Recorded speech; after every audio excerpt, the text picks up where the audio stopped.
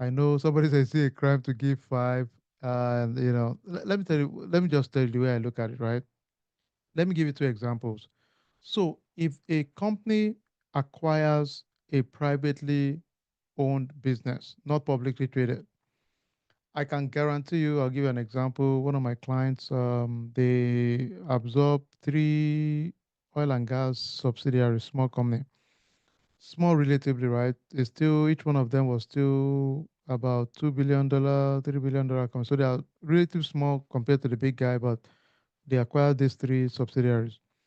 Now, because they were initially privately owned, it's fair to say they were not obligated to be in compliance with many things, right? So now that you're bringing them to a public domain, it means they have to clean up a lot. So I know for that kind of company, for the first 2 years, it will be a disaster. They are cleaning up, right? So you can imagine their first year was at 1.3, and you now give them recommendation. By your second year, you're seeing them go to 2.1, which is good. It's relative, right? We're talking of all of this full control, and you've made incremental jump, so which is good. For you to get to a point, I would say you are getting five. I think your maturity would have been better. You would have been consistently at 3.4 in aggregate. Then there will be certain areas that you are very strong, right? So personally, right, I'm just telling you from my own personal experience. Mostly, I would put the honors on you to make me so comfortable to say you deserve a five generally. Now, there's some environment you know that this is a five. For example, if you're I don't want to call names, but let's say Google has been publicly traded for many years and they have a lot of continuous improvement process established, report, dashboard, quality assurance.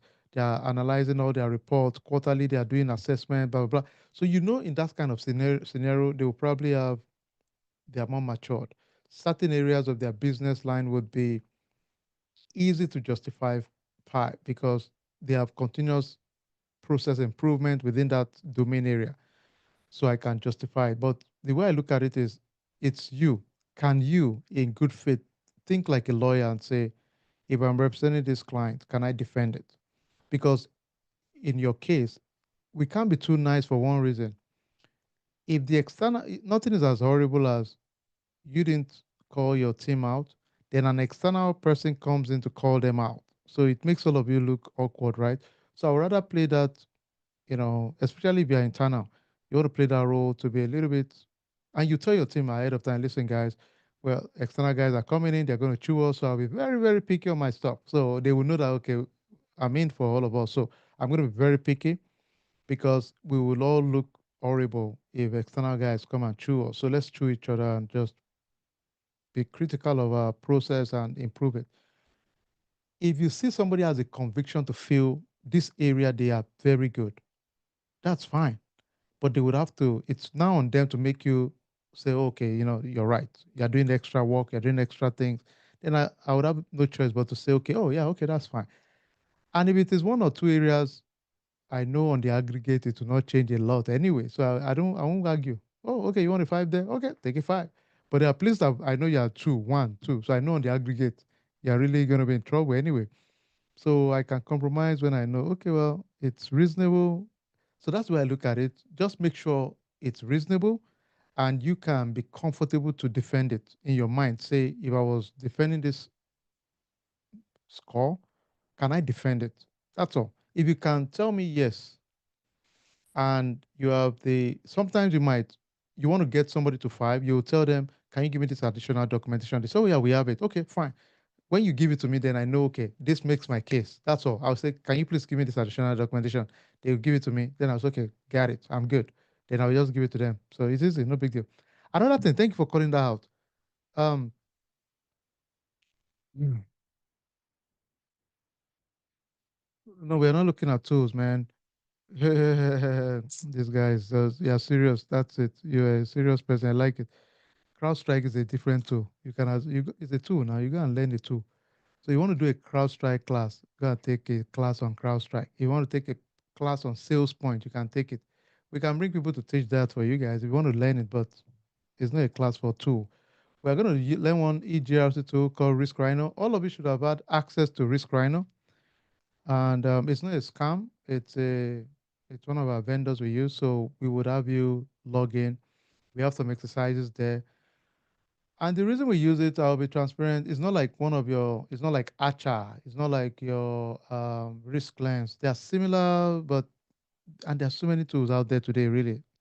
And all of those tools, to be honest, they will be useless soon with the way people are using AI for building solution within GRC now. You have to really revamp your tool, or else people will eat your lunch, really. Because this is an era that if you send me policies and procedure, unlike in the past, humans don't need to review it again. We can upload it to a portal, AI will review it and identify gaps in your policy. So now, don't ask me that.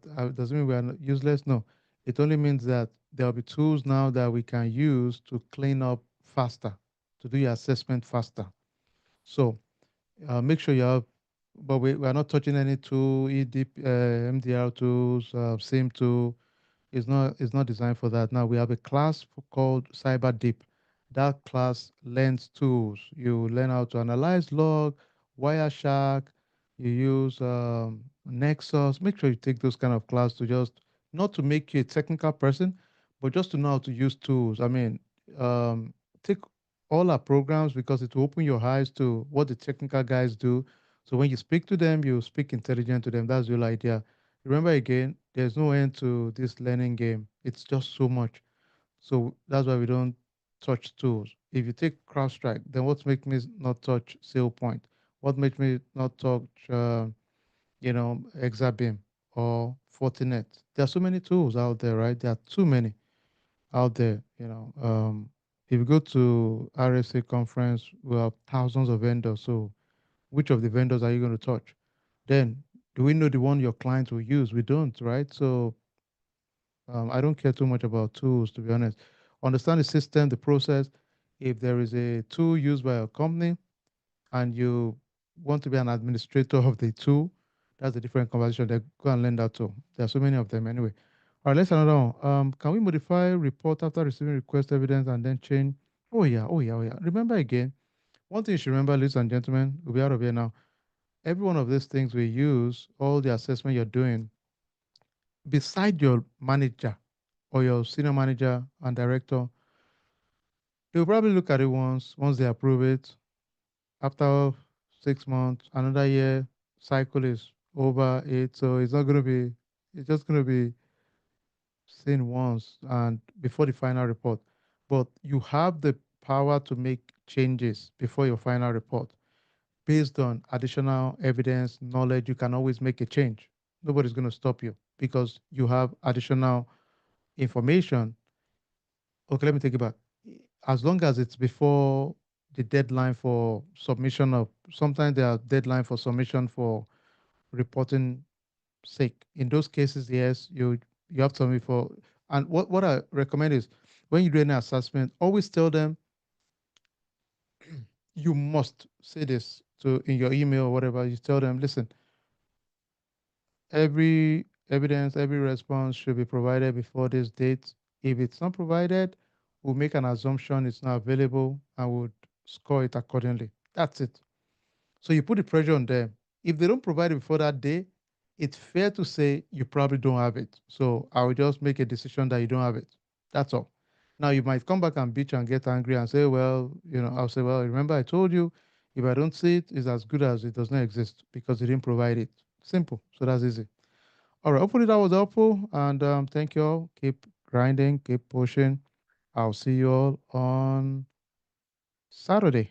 Let's keep enjoying this, man. But don't waste your time. Start applying. Let's keep having fun. From next week, be ready to start applying. This week, I'm kind. I'm trying to get you guys to that mindset.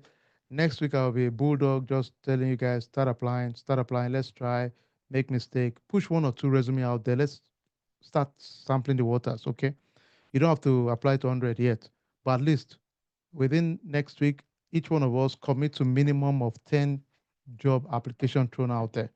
So at least we start getting that process going, 10 for next week. Let's make that commitment and I'll be on your case, pushing you. Have you started applying? 10 for next week. This week, start getting your thoughts together, hold your use cases and have fun with it. All right, thank you so much, and I will see you guys on Saturday. Thank you, everybody.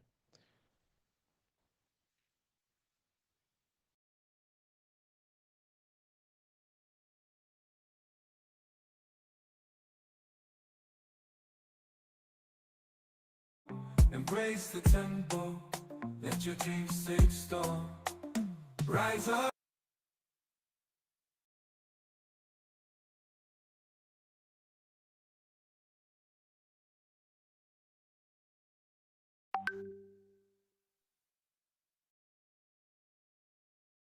Leaders, let the beat guide your way. Unlock your potential, seize the day. From the dance floor to the boardroom, let your light shine, shine. Skillweed Academy, it's your time. Feel the drums pulsating, the energy so strong. Join the movement where dreams belong.